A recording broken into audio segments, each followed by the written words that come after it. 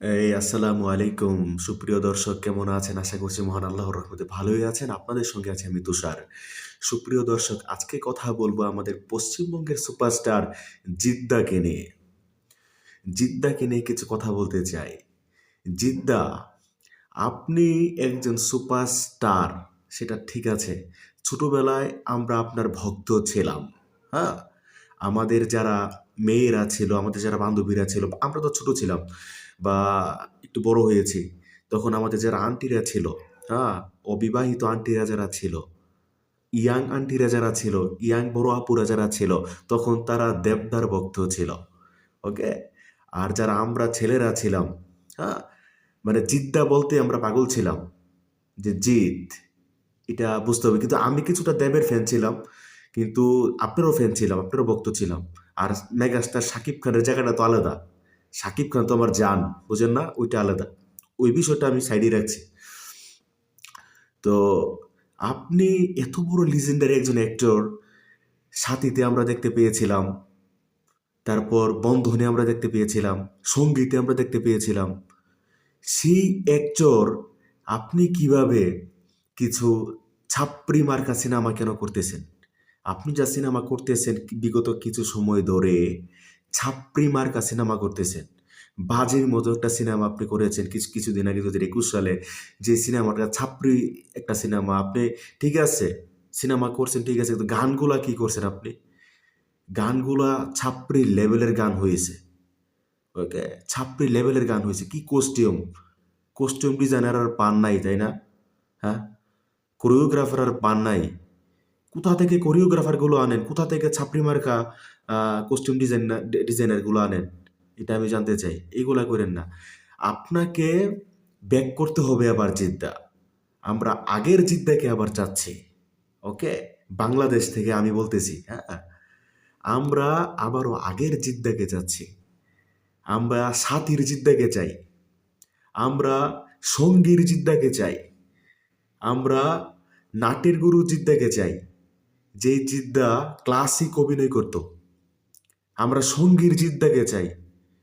আবারও বলছি, যেই জিদ্দা ক্লাসিক অভিনয় করতো, আপনাকে ক্লাসিকভাবে ফিরে আসতে হবে। ছাপড়িভাবে ফিরলে আপনাকে দর্শক আর গ্রহণ করবে না এখন। জিদ্দা, বুঝছেন? আপনার একটা ওজন আছে জিদ্দা, আপনার একটা ওজন আছে। টলিউডের কিং বলা হয় আপনাকে। আপনাকে সেটা বুঝতে হবে। ছাপড়ি মার্কা সিনেমা না করে, হ্যাঁ, ক্লাসিকভাবে ফিরে আসেন। ক্লাসিক জিদ্দাকে আমরা বাদ চাই। যেই জিদ অভিনয়ে সেরা, যে জিত, যে জিতকে আমরা সাথীতে দেখেছিলাম, যে জিতকে আমরা সঙ্গীতে দেখেছিলাম, যে জিতকে আমরা বন্ধনে দেখেছিলাম, যে জিতকে আমরা নাটের গুরুতে দেখেছিলাম, হ্যাঁ, সেই জিতকে আমরা আবার চাই। আপনি কি সিনেমা করতেছেন এখন এসে? বুমেরাং করতে, বুমেরাং কোনো সিনেমা হয়েছে? কোনো অভিনয় দেখাইতে পারছেন আপনি? এটা কি মানে কোন পরিচালকের সাথে আপনি কাজ করতেছেন? আপনি আবার ভালো ডিরেক্টর আপনাকে খুঁজতে হবে। এখন লায়ন করবেন আমাদের রায়হান রাফির সাথে, সেটাও বাদ হয়ে গেছে। সেই সিনেমা এখন আর হবে না। কিন্তু আপনার ভালো পরিচালকদের সাথে আসলে বসতে হবে, বসে ভালো সিনেমা করতে হবে, ভালো অভিনয়টা আসলে করতে হবে, তাই না? তাহলে আমরা আবার জিদ্দাকে গ্রহণ করব।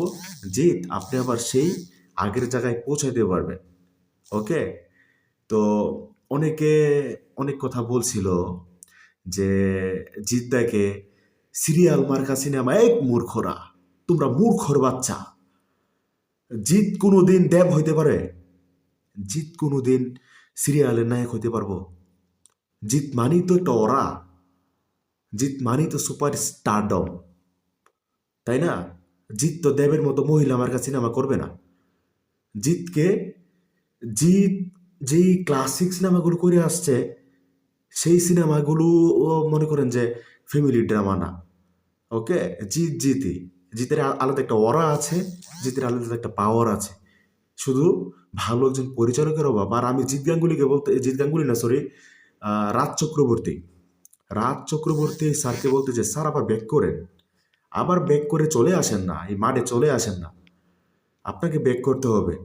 কারণ টলিউড ইন্ডাস্ট্রিকে এগিয়ে নেওয়ার জন্য, জিদ্দার জন্য আপনি পারফেক্ট। ওকে? আপনি টলিউডের সেরা পরিচালকদের মধ্যে একজন। কেন আমি সেটা বলতেছি, আপনি রিমেক সিনেমাগুলোকেও নিজের স্টাইলে, নিজের ভাগ, নিজের ভাব ভঙ্গিতে আপনি সেইগুলো তৈরি করতে পারেন। আপনার আলাদা একটা এরা আছে, বুঝেন না? রাজ চক্রবর্তী, আপনাকে ফিরে আসতে হবে, জিদ্দাকে নিয়ে ফিরে আসতে হবে। ওকে, জিদ্দাকে নিয়ে ফিরে এসে আপনার আসলে কাজ করতে হবে, আগের মতো ফিরে আসতে হবে। তাহলে টলিউড টলিউড ইন্ডাস্ট্রি এগিয়ে যাবে, জিদ্দা এগিয়ে যাবে। জিদ্দার আসলে আপনাকে দরকার এখন। আপনি ফিরে আসেন রাজ চক্রবর্তী, আপনি পারবেন। আপনি জিদ্দাকে সিঙ্গেল স্ক্রিনে ফিরিয়ে আনতে পারবেন, আপনি জিদ্দাকে মাল্টিপ্লেক্সে ফিরিয়ে আনতে পারবেন। দর্শক হুমড়ি খেয়ে পড়বে, আমি বলতেছি, আপনি যদি ফিরে আসেন। রাজ চক্রবর্তীকে ফিরে আসতে হবে, মাস রাজ চক্রবর্তীকে ফিরে আসতে হবে। তাহলে মাস জিত তৈরি হবে, না হয় হবে না। মাসের ভিতরেও ক্লাসিক আছে, ক্লাসিক অভিনয়টা বের করে আনতে হবে জিদ্দার কাছ থেকে, সেটা রাজ চক্রবর্তী পারবে। তো সুপ্রিয় দর্শক, আপনারা এগুলো প্রচার করুন।